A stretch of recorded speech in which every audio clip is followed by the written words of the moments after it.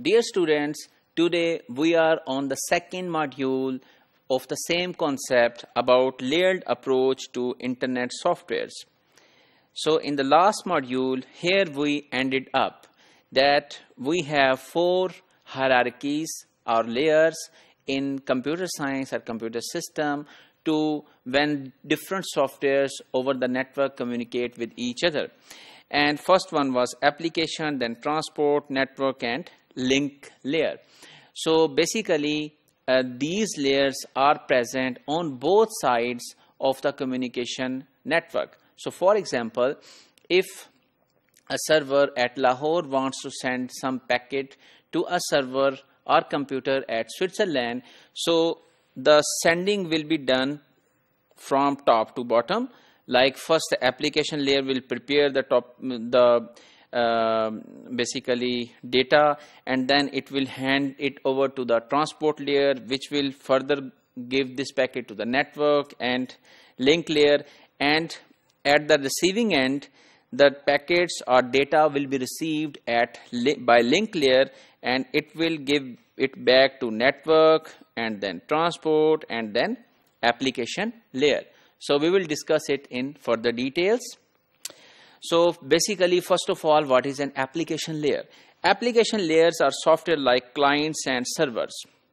So whatever the softwares are installed on as an application on both computers are studied at application layer. And those are not only the applications, those could be some utility packages like FTP, remote login. So all of such softwares are also studied at application layer. And then this application layer uses transport layer as you used shipping company to transport your data further to the network layer. And correct addressing using the name servers is also the responsibility of application layer. And then is the transport layer. So transport layer receives messages from application layer. Check whether the messages are properly formatted and accurate, and transmission over the internet. It divides the main basically work of the transport layer is to divide long messages into small data, which is sometimes called packets. So for example, if there is a long data of 1000 bytes, so those could be converted into 100 bytes data set, and each one will be called a packet, and it will assign the sequence number to the packets as well, that this is the first packet and this is the second packet, this is the third packet, and so on. And then hands over packets to the next layer, that is called network layer. So the network layer decides the direction to which the packet should move, and network layer work very closely with the link layer. Link layer transfer packets from one computer or one software to another computer.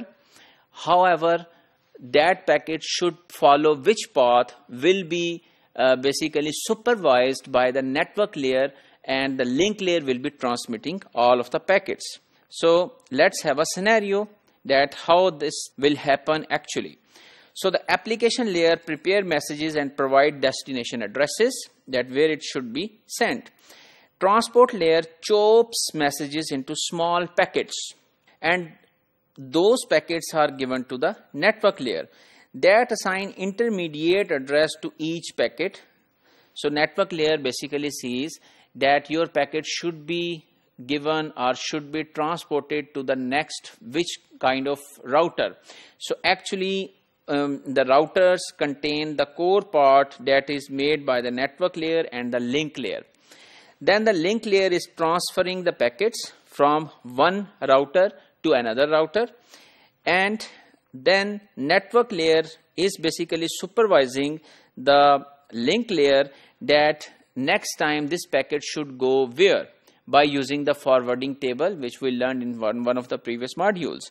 And these steps could be multiple. So for example, there could be such 50 steps to actually reach your packets to the destination.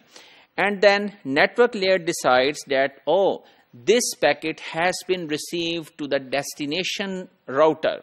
So the network where this was pointing, so that has been reached. So at that point, network layer gives that packet back to the transport layer, and then transport layer, after collecting packets and reassembling all of the packets in a sequence and making the whole message, and then that is given back to the application layer. So if we summarize today's topic, we have learned application layer, transport layer, network layer, link layer, and we have seen a practical scenario as well.